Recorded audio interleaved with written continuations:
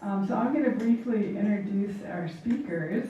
Craig Welsh will speak first. He is principal of Go Welsh, a design studio in Lancaster, PA.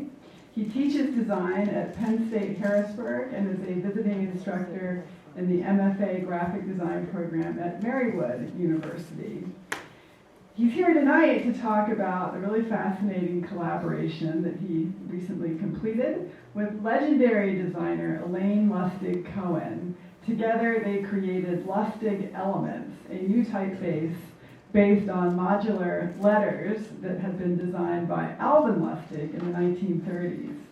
And Alvin Lustig was inspired by Oliver Byrne's 1847 printed masterpiece, The Elements of Euclid. So you can see we have a very nerdy program here tonight. We're sort of weaving some histories and stories and relationships. And tonight, Euclid will meet Richard Niessen, a leading new voice in graphic design from the Netherlands. Richard is known for his stunning posters in typography, his innovative institutional identities, and his active collaborations with artists. And a selection of his recent posters is on view in our exhibition, Beauty, Cooper Hewitt Design Triennial, which is open through August 2016. I hope some of you had a chance to see it this evening. As part of the exhibition, Richard also redesigned our passenger elevator. So be sure to take a ride on the weirdest graphic design elevator ever. All of us here at Cooper Hewitt are huge fans of Elaine Lustig Cohen, whose work is honored and included in such a beautiful way in Craig's project. In 2015, we had the honor of interviewing Elaine in her studio on the Upper East Side, and I'm going to show you 60 seconds of this historic interview in which you will see a little bit of the project that Craig is going to talk about at more length. And we think it's just so cool to see her at work. She couldn't come here tonight, but she wishes everybody to have a great time and to enjoy the proceedings.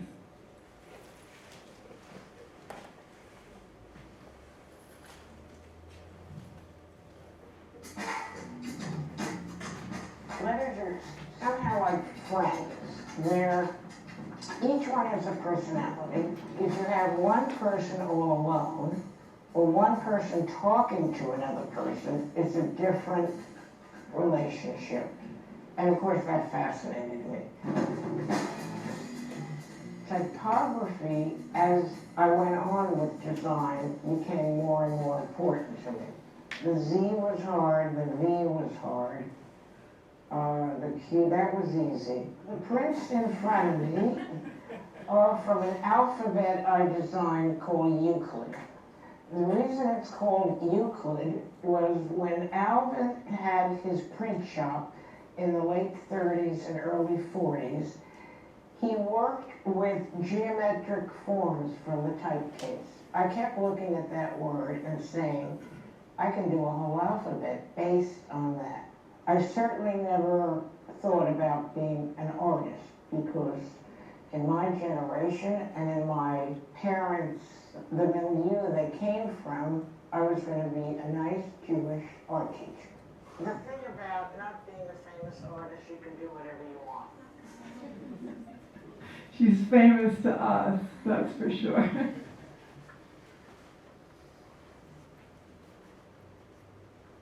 So I welcome Euclid to the stage.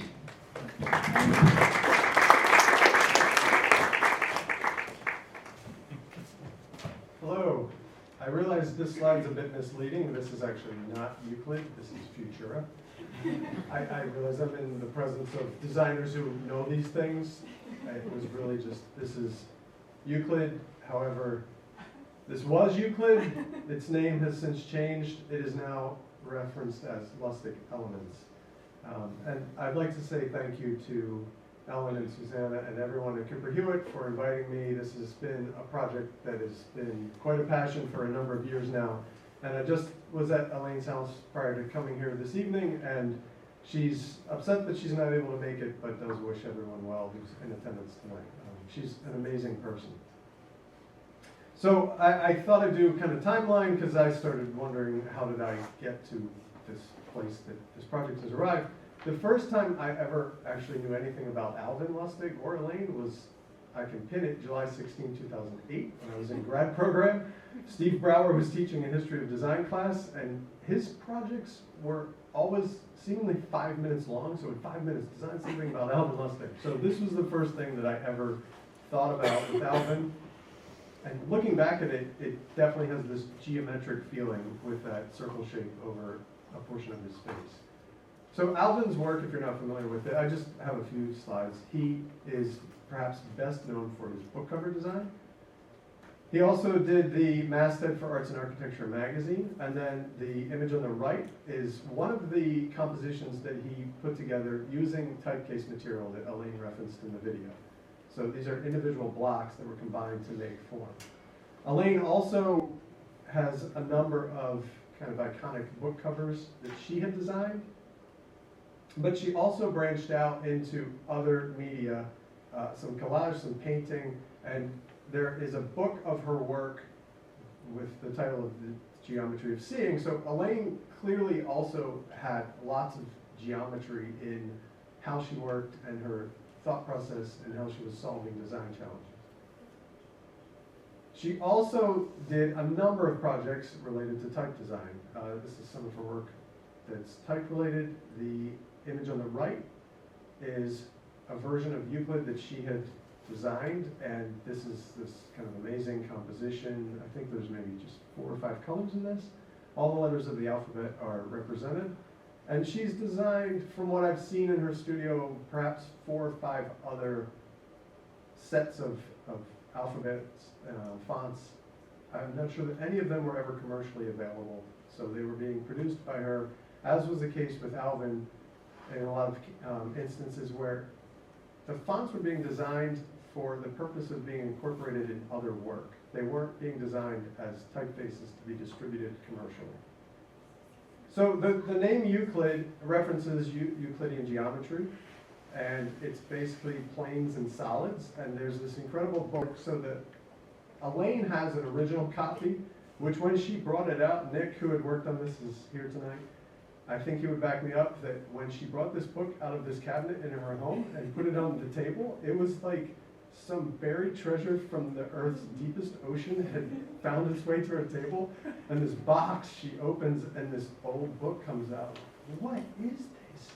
So thankfully, there's a new version that is a lot less expensive that you can get, which pretty accurately reproduces all of the pages. So this is from 1847. It's 4-color throughout, which would have effectively been letterpress at the time. So the name Euclid is referencing the geometry. I also, in 2009, decided, based on, this is the actual ad off of a site, Briar Press, which is kind of the letterpress realm. Everything that's highlighted in yellow, I, at the time, had no idea what any of this meant, but I bought this letterpress shop anyway, because I thought it would be interesting. And so that's kind of become part of this. This is my letterpress shop when we finally got the garage door open. This is after the first layer was removed. We spent 3 to 4 months getting all of this out of Ron's garage. He heated the place with propane heaters, which propane heaters in a place filled with wood-type paper and printing inks. We're shocked, and basically all the metal type is effectively shrapnel. How he survived is kind of incredible. You can see the kerosene heater, the propane heater, underneath the boom box. So this is about a few years ago, the print shop that I assembled in an old potato chip factory. It's now much fuller.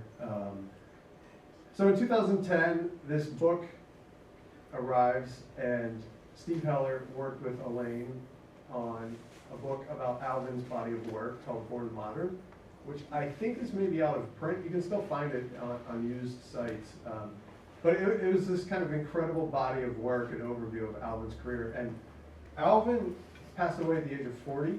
So even though his career was very brief, his production of work, not only was it just an enormous quantity, but the quality of his work is unbelievably incredible.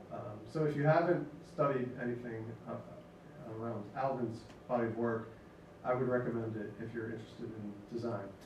So in the book, it's like page 35, I saw this, and so I just got all this letterpress stuff, and when I saw this reference to Euclid and New Type, and then seeing all these shapes at the top, I realized this is letterpress. Alvin had a printing press that he worked on, and I got really excited about making Euclid a new type in wood type. I just wanted to print with it. I'm not sure why, that just took such a hold on me. I just wanted this in wood type. So I contacted Elaine through Steve and started talking to her, and so this is the full set of shapes from the book on the left, and then on the right is what were referenced as handy boxes. So you could order from one of the type manufacturers, the type foundries, you could order a box of just different size geometric shapes. And so Alvin would use these shapes and he would combine them on the press to create letter forms. So this is one of the things that Alvin printed. I think Elaine still has a copy of this. So this was all hand-set metal type on the outer edges. So the body copy is all hand-set metal type, and then the illustration is just a combination or composition of all these little handy box pieces, which is incredible to see if you're ever able to see something that he did in letterpress closely. So I decided to hit play. I got together with a school that had an architecture program and a graphic design program. 4 design students were to design what is now Lustig Elements, and then the architecture students were going to cut it using a CNC router in the wood shop. So that was the big plan. And then that didn't work. So it got put on hold for a few years until I coincidentally went to Hamilton Wood Type in Two Rivers, Wisconsin, which is just an unbelievable place when it comes to letterpress and wood type. And so in 2012, this is the original factory buildings. I was at this conference they have, and so this too is a piece of wood type, and at that point I'm hooked. This place is just fantastic. And so I saw that they were cutting new wood type. This is a typeface called Van Lannen that was designed by Matthew Carter. And the pieces at the bottom of this slide, they're called half-rounds. This is the actual wood. This wood was milled and dried and planed down in the 1970s, and it sits on these pallets.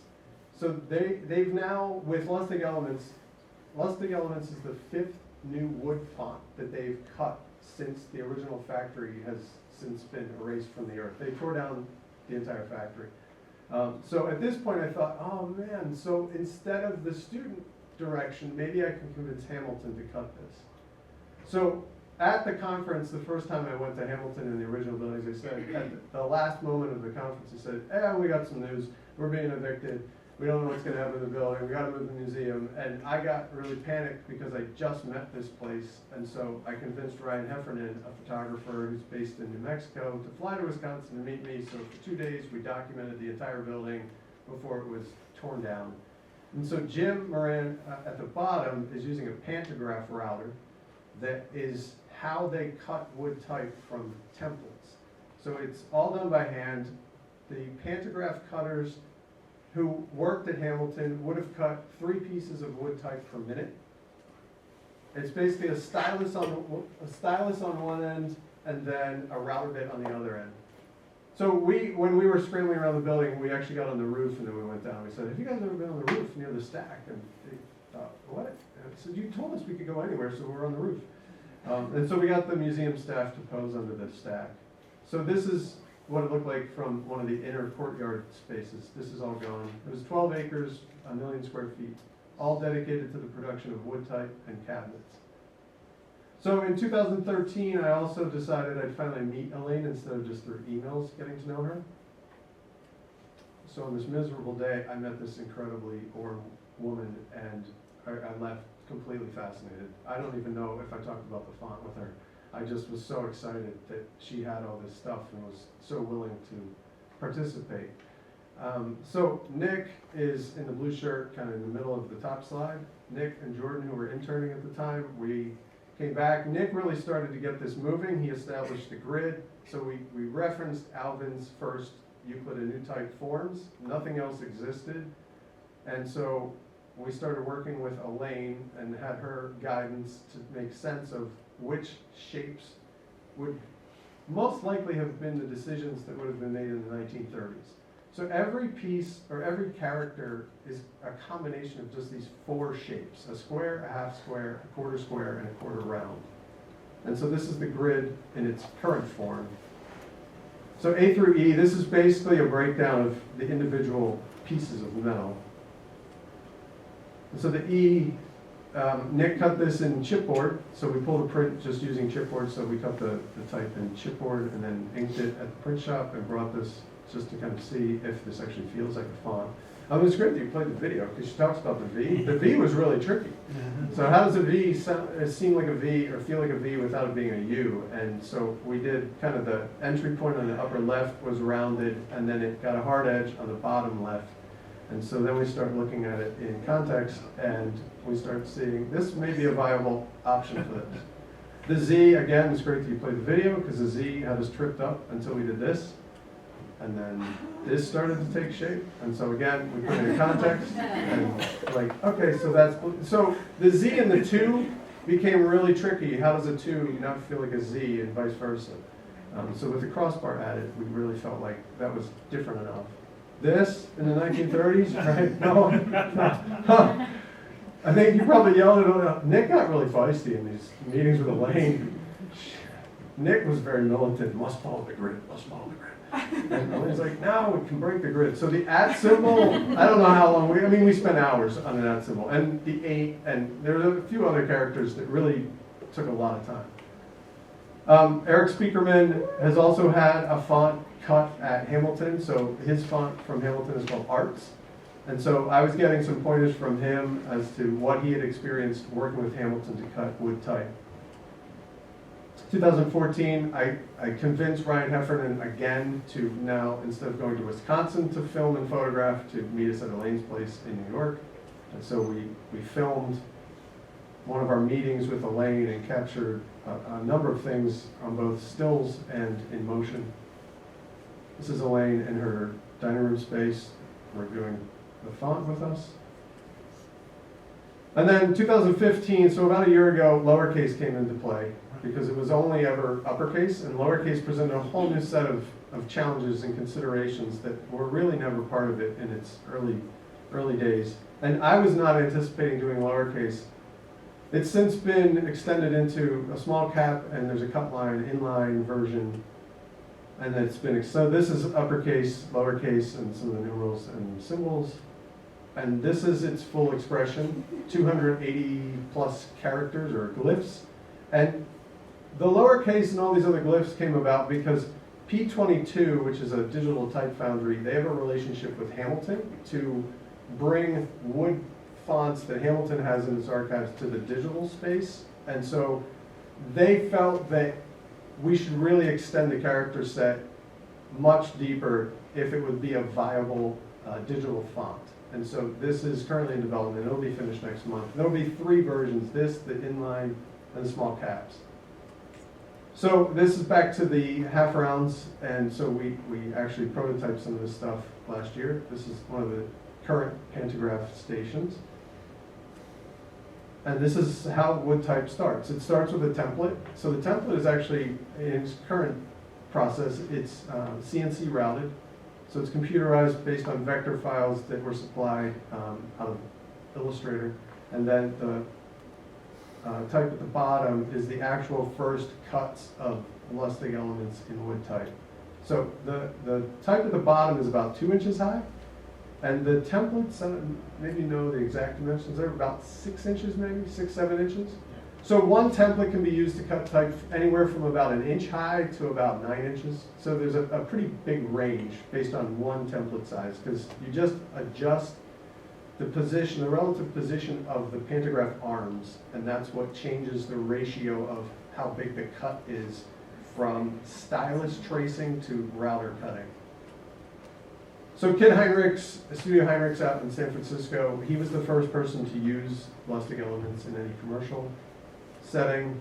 So coincidentally, April 2016, which makes a lot of sense that we're here, April 2016 in his 365 calendar is Lustig Elements. This is the first place it was ever used. The 2 and the 9 have changed since this was done. We've revised things since this was produced by Kit. So Kickstarter this year, the Kickstarter campaign, it concluded a few weeks ago. We'll make some other things available as this happens. So this will be a specimen sheet to be printed with the wood type that's cut at Hamilton. This will probably go on press next month. And we're also doing this wide version, which is kind of interesting. They're so condensed and structured that seeing them all kind of lined up in a row became interesting just after having worked with them for so long.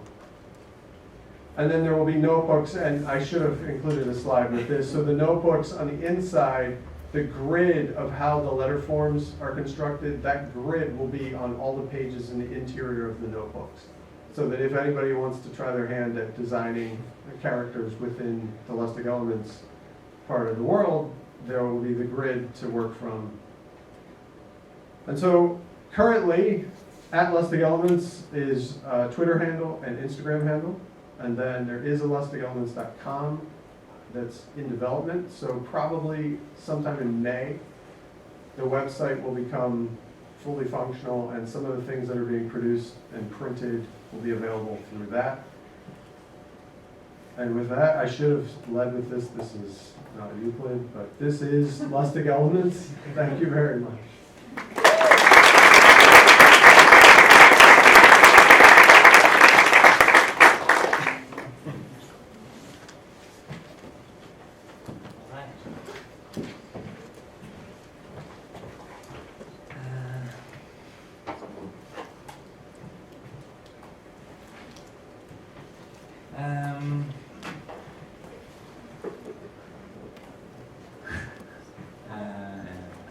Hello, my name is Richard Niessen, as we say in Dutch. I'm from the Netherlands. Thank you, Alan, and everyone else for inviting me to come here. Okay, let's start. I hope I will make it in the 20 minutes. First, a small introduction. I have to read it a little bit, and here's already. You put us nicely together. Seeing your presentation, I think it fits very well. Because I'm going to talk about typographic masonry, which is going. Okay, I'm gonna stick to the scheme. So our profession as graphic designers is a form of art, one that is applied to everyday life. So collective signs, symbols and ornaments, they form our language. And since languages are systems of dynamic relationships, with glyphs serving as a basic unit or brick, our profession can be seen as or at least I see it as an architectural game. The building materials of which can be invented or reinterpreted. Okay. So, in this age of digital screen-based communication, we can convert almost everything into building materials. They can be used to form new structures and to build a world of fluid rhetoric. So I'm from the Netherlands, from Amsterdam, and the Netherlands were always seen as a graphic Walhalla in the 1980s and 90s. An Atlantis of design where a wild variety of building materials contributed to a rich biodiversity. So if you would go on the streets, you could see these posters announcing exhibitions or plays, and they were very poetic or political, and they could, for instance, in this case, this is a poster by Anton Weke he made for Theater Group Amsterdam. They put like the theme of the play in a new context. And we were paying with this kind of money, designed by Bruno Nienaber, called the Gilder. And they reflected a a very open and self-conscious society. We sent letters with these postage stamps. They were issued by the PTT, governmental company, and they were small layered masterpieces. And it was a deeply felt awareness that graphic designers should have the freedom to create beautiful things, that well-designed work was serving the community. Okay, so probably maybe the same thing happened in the US, but at least in the Netherlands, under pressure of efficiency, marketing, communication departments, and the fact that citizens were now seen as clients, the poetics and the detours are now squeezed out of graphic design. You could say that this Atlantis of the 1980s and 90s is flooded, and what you see in the public domain is right now is posters like this. So this is the same theater group, and they are just showing the famous actresses and actors on their posters. It's sort of they are only branding their brand, actually. Or other posters in the cultural domain like this. It's not far from sort of lifestyle advertisement. These are our new coins. They are designed by a photographer. I think he just used one Photoshop layer. And here's another Photoshop layer design. Our new stamps, actually designed by Studio Yok, who is also in the exhibition. They do great work, but they should not maybe design stamps. Or maybe it's not their fault, but maybe it's the commissioner. Probably it is the commissioner. So I consider this new flatness and lack of diversity in the visual language as a symptom.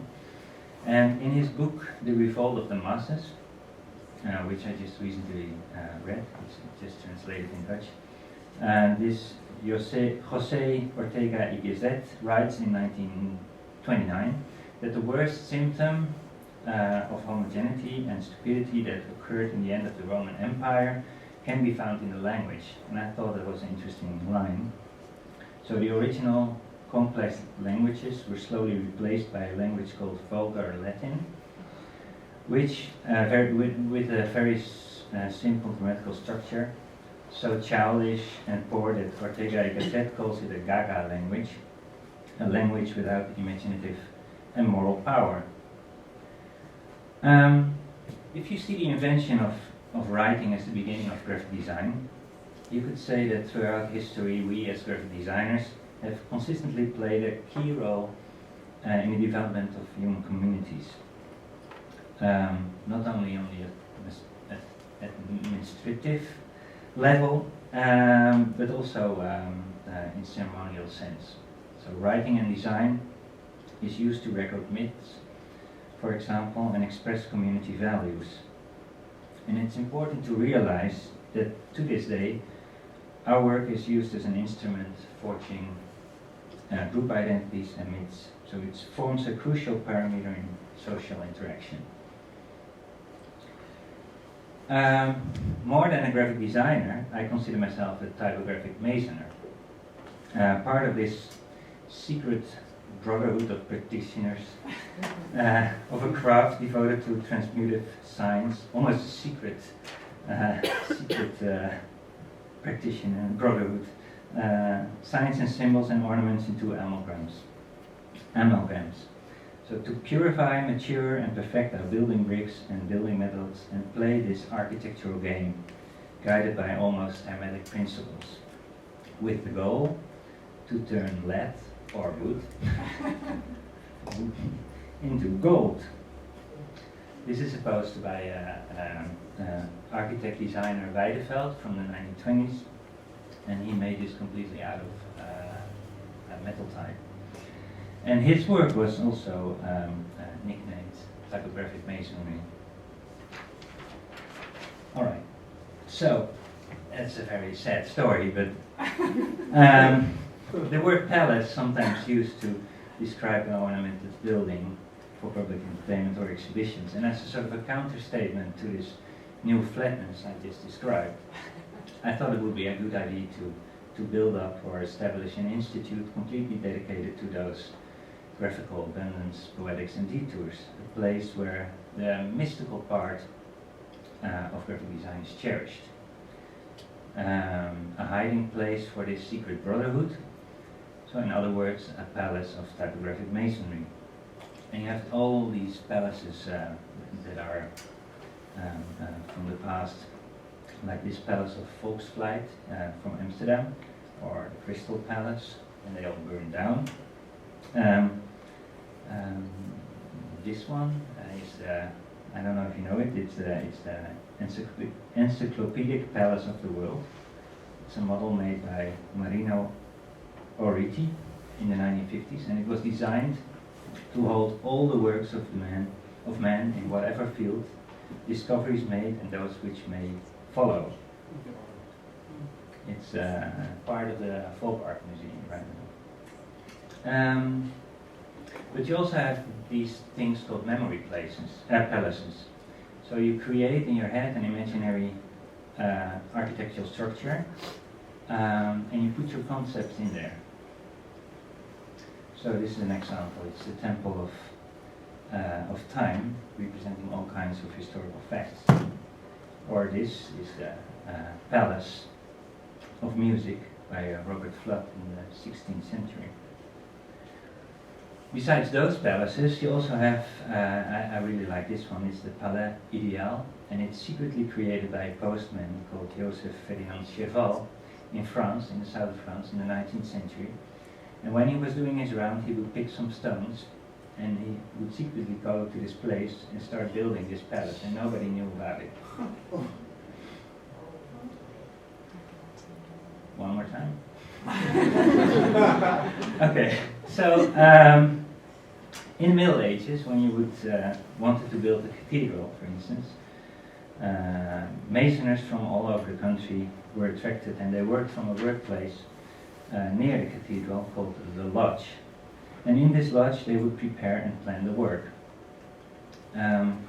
So here you can find, for instance, the tools and the plans and the guides and the bricks they needed.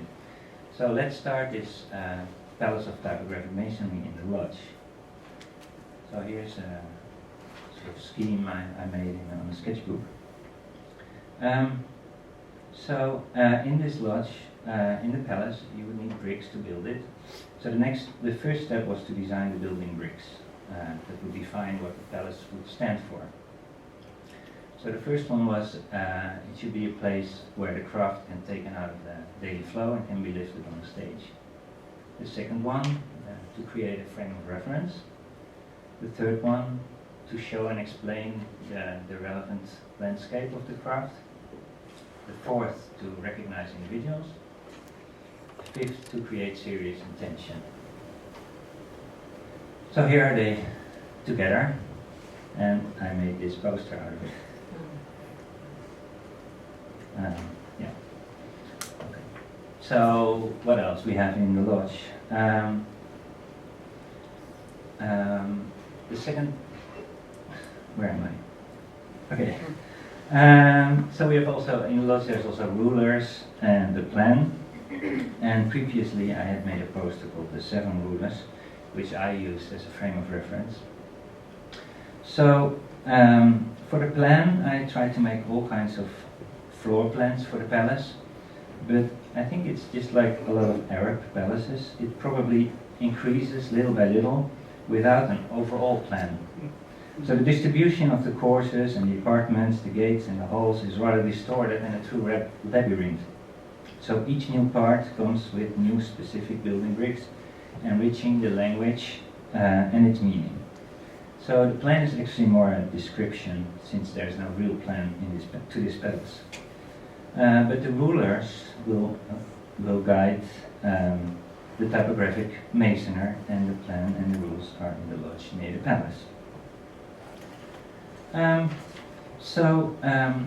When I was asked to contribute to this beauty exhibition in this museum, I thought one of the rulers, of the 7 rulers, which is also on this poster. Oh, I have this thing here. It's the ruler of beauty. So I thought, yeah, here it is again. It's the French ruler. Thinking about beauty, I think there should not be one ruler of beauty, but more, because there's so many theories of what beauty is. So here they are together, some of them. And then I create this, and then we start screen printing, and this is the guy whose head is cut off. That's Kees Maas, who I always print with. And while printing we change color, so it turns out to be like this. Okay, so that's all in the lodge, and probably there will be more in the future. So let's enter the palace. So we enter the palace through the gate of ciphers and codes. Here it is. Okay, so this gate is dedicated to all kinds of codes and ciphers, part of this varied landscape of signs and sign systems that our craft is working with, like this skytail or this girograph, and there's many others. But I use these to create to use as new building bricks. So this is the poster for it. And going through that gate of ciphers and codes, you will enter the courtyard of honor. And on this courtyard there will be various pavilions. And these pavilions are dedicated to my sort of precursors. So here we have Theo Ponti, Italian designer, Eduardo Paolozzi, a Scottish sculpturist, Takanori Yoko, a Japanese graphic designer. Here he is again, Weideveld, and my former teacher Bas Out. So they all got their pavilion, and here's the poster. Then we go through to the Gallery of Modernity and Nostalgia. And in this gallery I brought together the work of a few contemporary graphic designers in the Netherlands. So it's this place where the craft can be lifted on the stage. So first the work of Lust and Moneker and Metahave, and they are sort of searching the new, you could say. Then we have Joost Grotens, Tonic, Mavis and van Deursen, and Irma Boom, and they are just really good at what they do. Then we have Experimente Jetset, Harme Limburg and Hansje van Halen, and they are somewhat driven by nostalgia. So I put them, they all meet in the gallery as a sort of a backgammon game. They are it's sort of an infographic in a way, because they are on their place in the field. So it turns out to be this poster. Then there is the conversation room, where all kinds of conversations can be take place. But in this case, I wanted to put together different voices dealing with new culture. I just read this book. It's called The Nieuwe Mens, which means the new human in a way, and it deals about like how it takes too long to explain, but it's about the Cultural Revolution somehow after 1900, the starting of mass communication, things like that. So all these, like there's more people, there's Wim Krauwel and Jan van Toorn, and there's a lot of people saying something about that cultural phenomenon, and they are together in some sort of ball game. So all their voices come together in this poster, in the conversation room. So all these new bricks together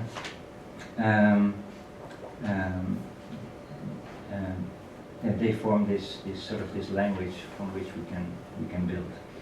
And it reminds me very much of a game set like this.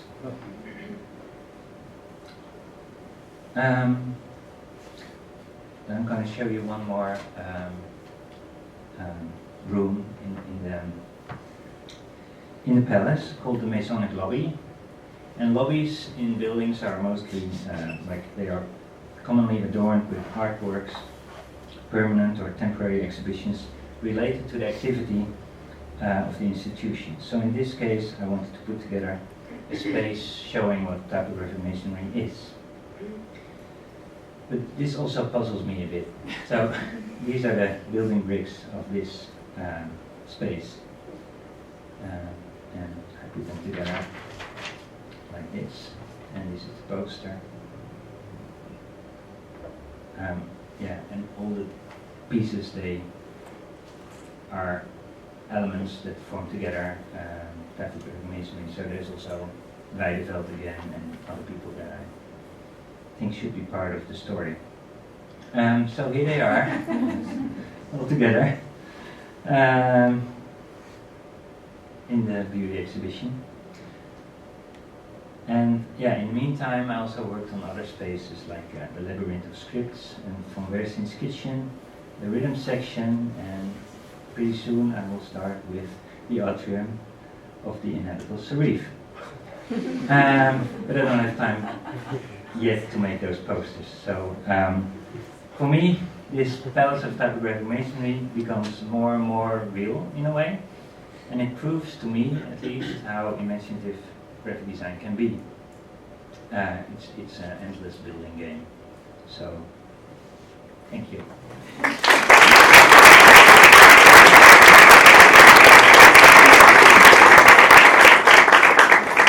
That's really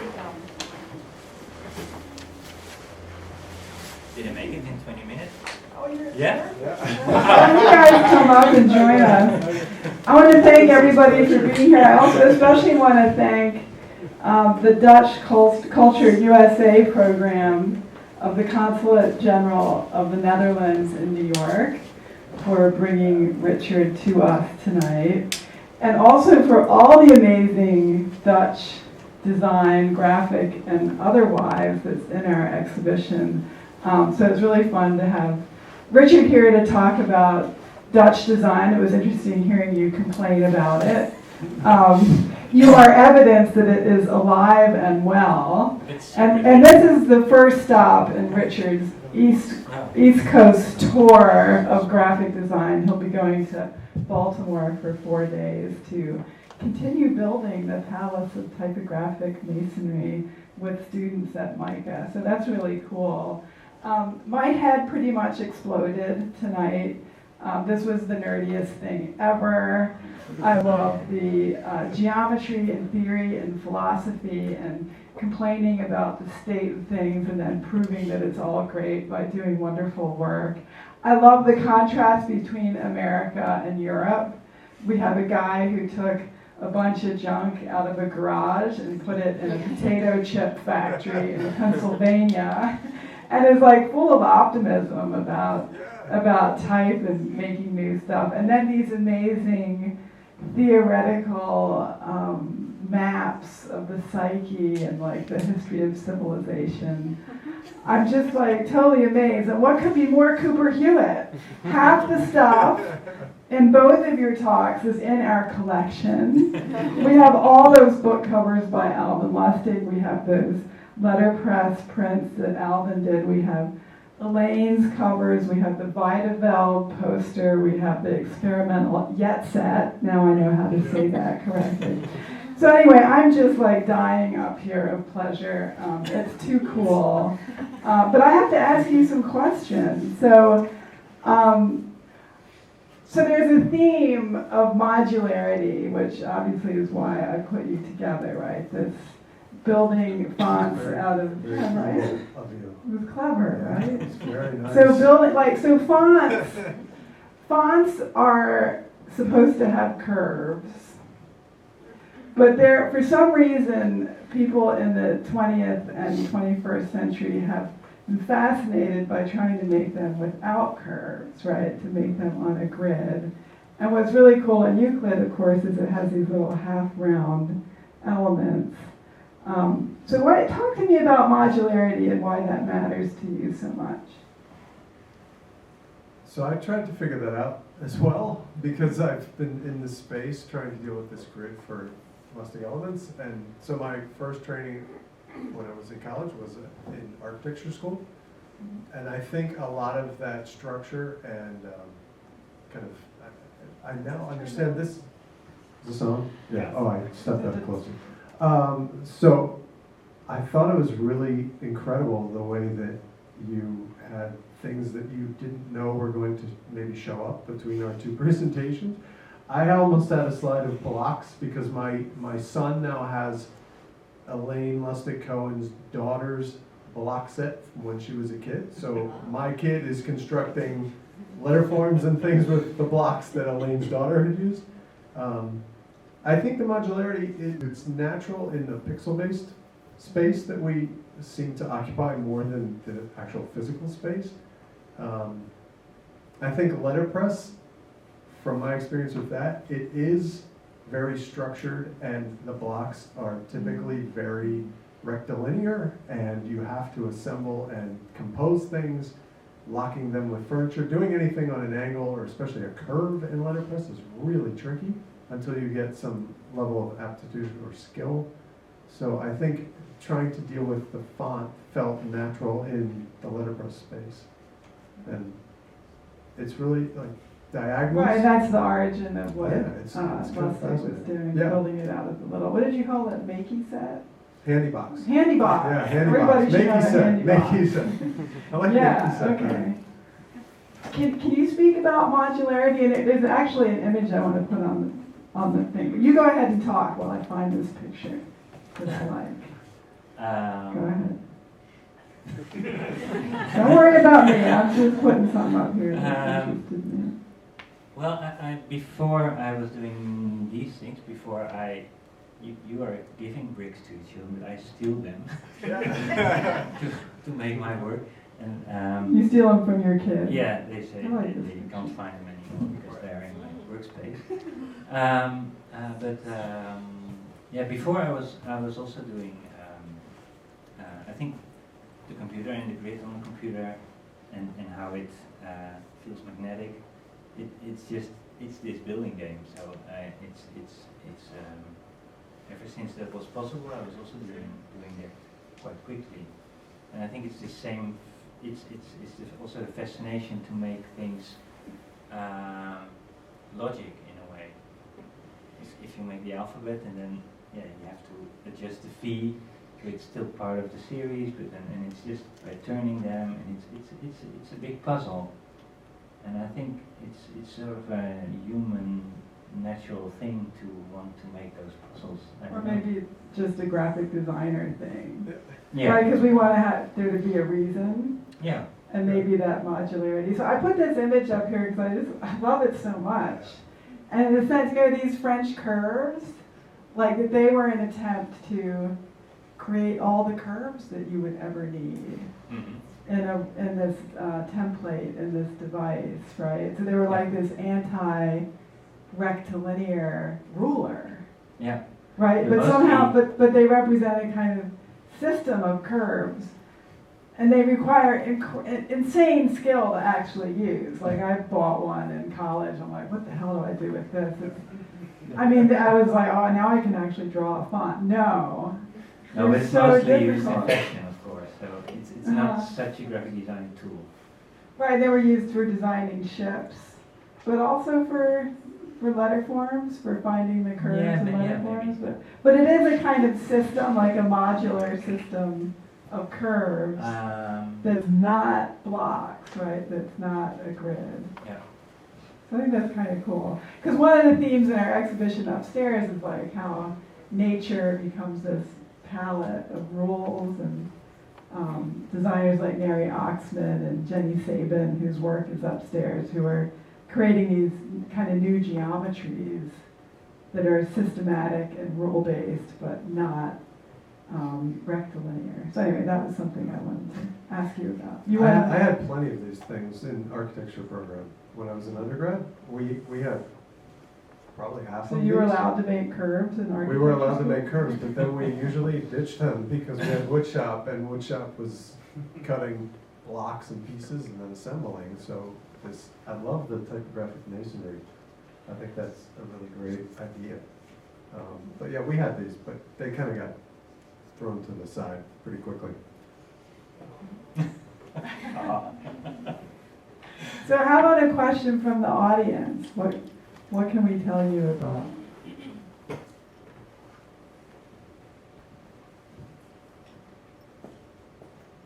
Oh, I have one right here. Thank you. Go ahead. You have to speak in because we're blasting this out to the Hello, internet. hi, thank you so much for doing this. I'm a big nerd and I love Escher. But my question is that in many ways the work you're doing, thing is that it's considered old school work because especially with the advances of like technology and computer design, thing is that do you feel that like because the use of woodwork and thing is that because I see that there's a new generation of artists and designers that want to go back to doing things by hand. Like, what's your experience? Like, have you had younger people who are like what we would call Gen Y coming to you saying like, could you please teach me this? Thank Can you for I, that that's a question. great question. So I feel like I should ask Nick because I'm looking at him and Nick and I got, so Nick, I realized, so Nick was in a school close to my studio and we connected through Twitter? I followed you on Twitter. Twitter. And you emailed me 2 days later. Yeah. And you guys, thanks for following. You're his first follower. No, it was, Yeah. So, I'm gonna track I know, this guy thank you down. so much. Someone. that was the point. You said you were gonna you picked random followers. Yeah. And why I And did you pick sent me a random. bunch of books and stuff. So yeah, I guess the training at Did he my print spam you? yeah, yeah. So I think the training in my studio has evolved with the introduction of the letterpress shop in a lot of ways. That the constraints that letterpress requires you to work within as a designer are so different than the training that occurs, I think, for a lot of young designers now because they're so computer based that the physical interaction with material, you have a finite point size that you have type, and you may not even have enough characters within a font of type in typecase. So how do you solve things as a designer without having all the necessary pieces that you would expect on the computer, so the computer just keep typing everything. So one of the things that happened is we had a Gothic wood font, but we had no punctuation. We had nothing but the uppercase characters. So when we needed a comma pretty desperately to make this work. I always feel that way. Yeah. So we got a very small font, and we just spelled out comma, and it was like dear so and so comma, and then the little word comma showed up, and it actually made that feel so much more interesting and resolved as a design solution that I think when you're working with letterpress with this physical material, it forces you to consider several steps past where the immediate attention is being spent. And so on the computer, you can work so fluidly and go down, save versions, and Command Z your way back, and history palette your way through Photoshop. And so I think training young designers is maybe slow down a bit and tell the computer what you need it to do, rather than assume the computer gives you all the options that you want. And so letterpress doesn't really give you options. You have to fit within that structure. I think it's interesting that you're making the wood font, which who knows? Is that just like one of each letter or something? No, so yeah, it's going to be like, we have enough to actually spell stuff. Okay, but then that exists in a vault in the Right. Midwest. But Well, then no, there's actually- this digital version, so sort of Yeah. like having the LP Right. and the Yeah. MP3, Nice. Right. right? So Yeah. we can all use it and we can mess with it and stretch it. And I'll mention one thing about the drop wood type. shadows. Yeah. I think I'll put drop shadows. Drop shadows on it. So on the wood type, I was able to convince Hamilton, because those palettes of half rounds that they have, there's a finite amount that was produced in the 1970s, and they're very picky about what they cut with that wood. And so I was able to convince them that we will cut 2 sets of Lustig Elements. So one of the things that will happen on the website, a second set, so the first set will live at Hamilton, the second set will be made available to people How that mechanism works, I'm not sure yet, but through the site, there will be some means to You're list. gonna like sell it off character Yeah, by I know. character, like. Yeah. So there will be some ability for someone else to use it and to physically get their hands on it, which I think will be interesting, to see what people do with the actual wood font. Okay, let's take another question from the audience, and then I have a really tough question for the truth. Anybody? Yeah, thank you. You're welcome. I have a practical question. Okay. A practical question. Are they making any more of those wood pieces that they made in the 70s? Are they making some now for 20 years from now? No, to my knowledge, I don't believe. Do you know differently? There are than no that? more trees in the There are state no more of trees. Wisconsin. No, yeah, right, there's no more trees. They ran out of trees. No, I don't believe they are. Hamilton Wood Type and Printing Museum is primarily a museum, a functioning museum now, and cutting new wood type is not really what their mission is any longer. So they're very picky or selective about what they use that for. So I don't know. It may be that when they run out, when they've cut all those, that will be the end of their production, because they're really not intending to be a wood type manufacturer. But calling oneself a functioning museum is sort of an Yeah. oxymoron. So. Never seen one that really. Any other questions from our? Okay, so Richard. Oh, no. So I was really interested in typography. So it's the Palace of Typographic Masonry. But it seemed like you have this thing about like Courier and this almost this typeface that. How do I say this tactfully? It doesn't seem like you love the type. Like it's Yeah.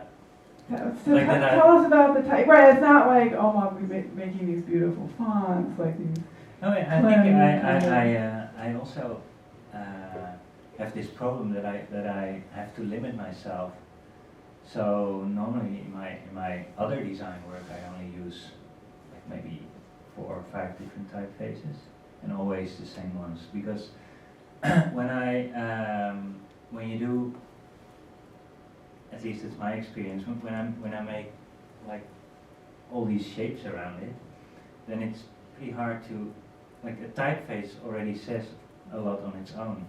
So combining with a lot of other forms, it becomes messy. So that's why I can't do anything else then. And then I decided to use only the Courier for the blocks which are in the Palace. But this one is different. If you go a little bit back,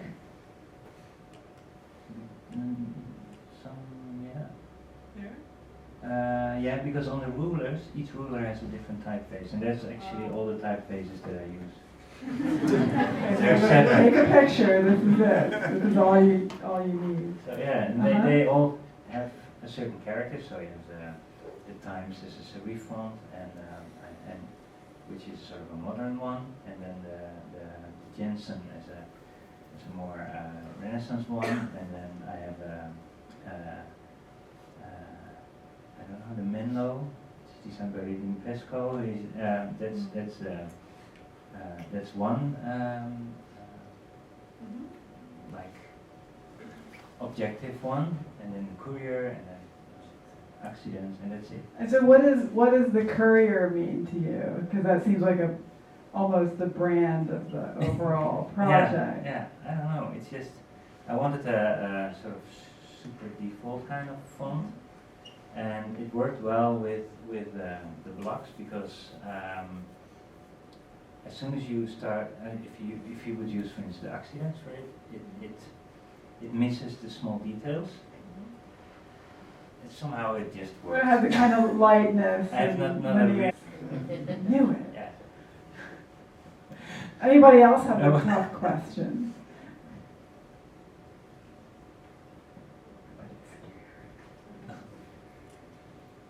But yeah, I think it's the same thing as having all these limitless possibilities as a computer, but I think when I look at my students, they don't have that problem so much, because we sort of still grew up with the limits of the computer, and that was, to me, super nice to work with that. It was really a tool that I could use with the create and stuff and build with it like that. But once it becomes easy to make almost everything, I had to limit myself somehow, because that's, maybe because I'm just limited. We need freedom. Graphic designers are terrified of freedom. Right? Yeah, but You're some of my looking- students say they can make everything, and they think directly in, okay, I can make everything on the computer. I'm really amazed what they come up with, and they don't feel this need to limit themselves. Anybody want to speak to that? There's so many young people here. Do you like to be free? Do you long for the grid to pin you down? And do you want to have only 5 typefaces, one of them being Courier? Is this the future you imagine? Speak for yourself. Yes, I see a young person raising his hand. So actually, I deal primarily with interactive design, so I was kind of grew up natively doing English with computers. And I think there's an interesting dilemma growing up as like a younger graphic designer working primarily with computers. There's a desire to both be tactile, like I went to art school, I love like playing around with letterpress and working in those medium. Sometimes I find though with interactive work that you self-impose boundaries through the computer. So like the computer can do limitless things to you, but you actually create almost a mental framework that you work within it. So rather than it being a tool of which you can create anything, you actually, almost like a brief you would get from art school or a school project where you have certain constraints that you work within. I think what the interesting step is how does the computer start to do things that you couldn't even imagine that it could do? And I feel like most of the work that's out there right now isn't really pushing the boundaries of how we interact with that space. Computers are still like a box we step into and step out of. Phones are like, in some ways, changing that part of our life. And I think the modularity of that aspect is interesting because actually design systems online are becoming infinitely more modular. They're less templates, right? And they're more components of systems of things that come together. There's this natural need, both in typography over time of human history, like we've created systems of language and letterforms, and then computers, right, are now going towards like more systematic creations of content, how bits and pieces come together, not just like the long, sexy brochure from the law firm that existed in early 2000s, right? Like not repositories for information, but more dynamic and like based on what your preferences are versus my preferences, which is kind of like a unique distinction that we can't necessarily derive from books and other medium. Not really a question. Sorry. But one of you has to answer it anyway. Craig, you answer this one. I'm answering that. What was the underlying question with that? It's not. You have to answer it. I think the underlying question was, do you like get, like as a more interactive designer, do you still feel constraints? Or like what are those desires or constraints? I think we seek them maybe in a different way. Like, and maybe they're mental creations rather than limited by the technology, but we create kind of the affectation for ourselves for outcomes. So in terms of the practitioner part of the equation, the making of, I think those constraints are probably more often included because of time, that you have to, like the timeline isn't always defined by the designer. And so I think in that respect, the constraints would be developed more frequently by the clients dictating the timelines and maybe budget that you don't have all the time or resources available. I think that's why I found such interest in this project with Elaine, because this is now No budget, no time. right. It's I mean it's years, and I get asked frequently that why did this take so long? And like, why? Could you just do that in a weekend? And we could have, but it. But isn't that the whole point of the grid and the modular system, Yeah, right? right. To make it efficient? Speedy, right? Not efficient. Yeah. So Oh, I love your notebooks.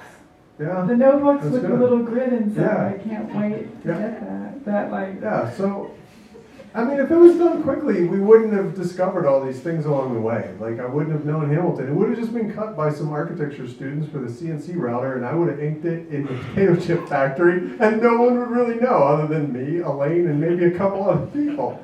But because it took so long, it kind of blossomed in a way that was never thought through. It kind of took on this new life, and it's really exciting now because other people like Ellen will have access to it, and they'll be able to make potentially new things that extend its life. And so I think, like, we've been trying to figure out what is the project really about, because it has so many layers now. In 20 minutes, I was really tripped up by 20 minutes. How do you? So many You did things. good. So it's really, I think, when I challenge that idea of what is it about, I think it's about endurance. It's the endurance of something that Alvin began in the 30s to be carried through with the guidance of Elaine 75-ish years later. It's the endurance of Hamilton to have watched their original factory buildings be taken off the face of the planet, but they still exist. They still make wood type, even though it's a different form. Elaine's personal story is one of great endurance and achievement, and so there's something really fascinating about that to me, that we're so constantly temporary and fleeting and quick, and it's, I like, right? There's no real commitment in much of what we do on a daily basis, and I think this font is kind of pushing back against a lot of that, and I really have enjoyed seeing that part of this process be revealed over the last 5-6 years, which if it had been done in a weekend, none of that would have been part of it. Well, then maybe we could end it by, I want to ask Richard, what's your work about? What's it about? Yeah, That's how I Richard. like pick up that. Shut down the conversation. What's it about, Richard? Like, in general, what my work is about, or Yeah, like the philosophy. You already told us, but like sum it up. Like well, it's Yeah. this. the secret society, the secret brotherhood of Yeah, I like that. I graphic. just went to this folk art museum where there's this exhibition. Yeah, you're like the crazy postman, right? Building this weird mental world. With, yeah, that's one part. right? But I That's- also like the like in this folk art museum they have a show now on Freemasonry, like all the objects that they have. So I really like objects and graphic works that sort of, for me it showed how the world could be in a way. Like when I grew up in a little town in the Netherlands, I picked out some posters, took them off the wall, and in the end they turned out to be Elaine or Anton Bekers, the real heroes. So for me it was like it was the promising landscape that I wanted to go to. So I think that's something that I more and more would like to emphasize also in my work, that it's we are making these images, and we are constructing that language that all of us can use. So I think I've become more and more a fan of our profession than I was already in the beginning. But That's I great. think, but I also see that it needs a good hiding place or someone It's the secret something place. to Well, that's beautiful because I think, that idea of creating a language that others can use is really Yeah, what to really typography is all about. and to really say something with the work, which like clients make it sometimes more difficult. At least that's my experience with a lot of museums in the Netherlands. They, like 20 years ago, it was more easy to, for instance, to translate an exhibition in an image, and now it's just you create the frame, like you make the branding for a museum, and they will use images of the paintings that will show. Well, that's because they're all functioning museums. Yeah. Yeah. Well, this was really great. Do the first 3 people who asked a question, do you remember who you were? I know you were one of them. Who's the second question? So, the woman sitting in that chair. Yeah. And who's the third person? The third? Okay, because we have a calendar for the first three people that asked a question. How's that? That works. Is that Yeah, right? that's perfect. That works really I well. just came up with that, so that's kind of cool. So thank you all. You're welcome to come up and chat with our amazing typographic brotherhood up here. And thanks for coming to Cooper Hewitt, and thank you, Dutch Consulate General.